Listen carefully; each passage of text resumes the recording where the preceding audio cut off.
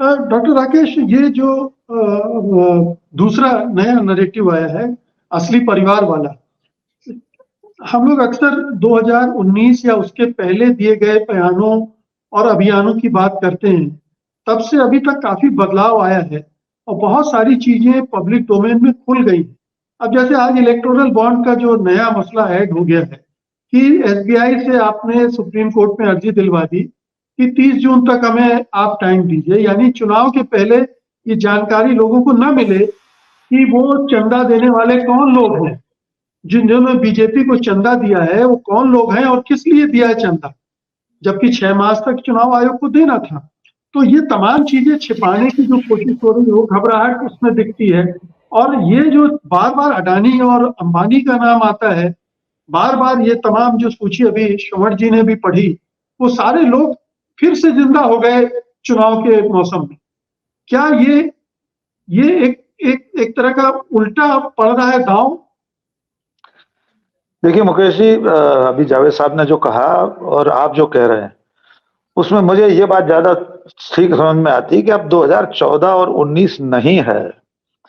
जावेद साहब, भले ही मुख्यधारा का मीडिया पूरी तरीके से भोंपू मीडिया बना हो, लेकिन अब ये जो समानांतर मीडिया है, सोशल मीडिया की जो ताकत है, यूट्यूब चैनल है, इस वक्त हमें और आपको हजारों लोग देख रहे हैं। आप इसका एक अंतर जानने के लिए सिर्फ नरेंद्र मोदी के और राहुल गांधी के, बीजेपी और आईएनसी के जो ट्विटर हैंडल है और उनके यूट्यूब चैनल है, उनका तुलनात्मक अध्ययन कर लीजिए। कई बार आ चुका है, हम भी एक बार एक वीडियो बना चुके हैं कि माननीय नरेंद्र मोदी जी के यूट्यूब चैनल पर कोई वो शो डालते हैं या उनका कोई भाषण अपलोड होता है तो कितने लोग देखते हैं, कितना उसमें व्यूज आते हैं, कितना एंगेजमेंट आता है, कितना वॉच आवर्स है, कितना कितना वॉच टाइम है, और राहुल गांधी या आईएनसी इंडिया का कितना होता है, या आप जैसे जो सत्य हिंदी जैसे चैनल हैं, बहुत सारे ऐसे चैनल हैं, उन्हें कितने लोग देखते हैं। तो मुझे आप जो कह रहे हैं मुकेश जी कि इसका क्या फायदा होगा, क्या होने वाला है, तो मैं इसे बूमरैंग के रूप में देख रहा हूं। ये उल्टे बांस बरेली लगते हुए दिखाई दे रहे हैं, क्योंकि जिस पल जिस क्षण मोदी का परिवार अभियान शुरू हुआ उसके 5 मिनट के अंदर काउंटर करने के लिए कांग्रेस और तमाम सारे जो स्वतंत्र चेता लोग हैं, बहुत सारे ऐसे लोग हैं सिविल सोसाइटी में जो किसी पार्टी से नहीं जुड़े हैं, किसी को कोई लेना देना नहीं, वे संविधान और लोकतंत्र की रक्षा के लिए अपनी बात मुखरता से रखते हैं। तो ये जो इस वक्त का समानांतर मीडिया है, इसका असर भी जनता तक है सर।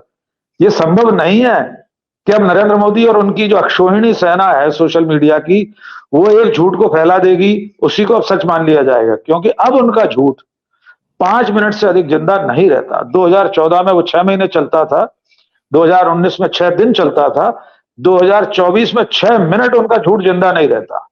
नरेंद्र मोदी जी कुछ भी कहते हैं उसके 5 मिनट के अंदर उसका काउंटर आ जाता है तथ्यात्मक। पत्रकार हैं, शोधार्थी हैं, इतिहासविद हैं, बहुत सारे लोग उनकी बातों का तुरंत खंडन करते हैं।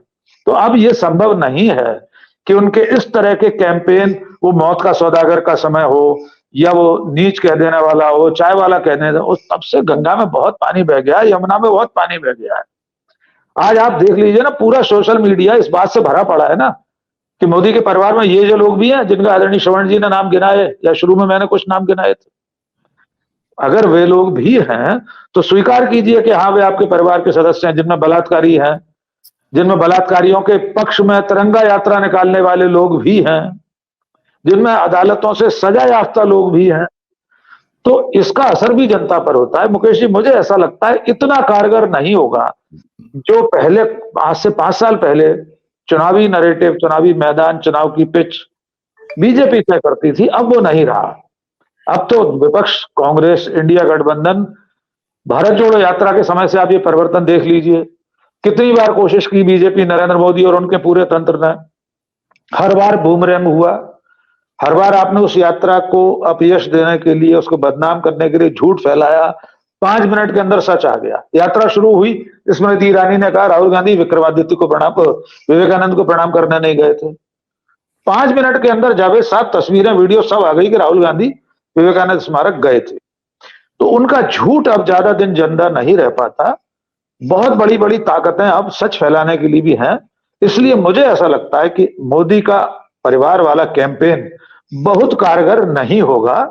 जैसा कि श्रवण जी ने कहा कि बेरोजगारी की बात भी तो कर रहे थे वहां पर तेजस्वी यादव। राहुल गांधी अपनी पूरी यात्रा में बेरोजगारी और महंगाई की सब चीजों की बात कर रहे हैं। तो जनता कब तक नहीं सुनेगी उन बातों को, और अगर नहीं सुनेगी तो जनता की मर्जी है, उसको जो मंजूर हो। अगर उसे 81 करोड़ लोगों को 5 किलो अनाज ही मंजूर है तो उसको मुबारक हो।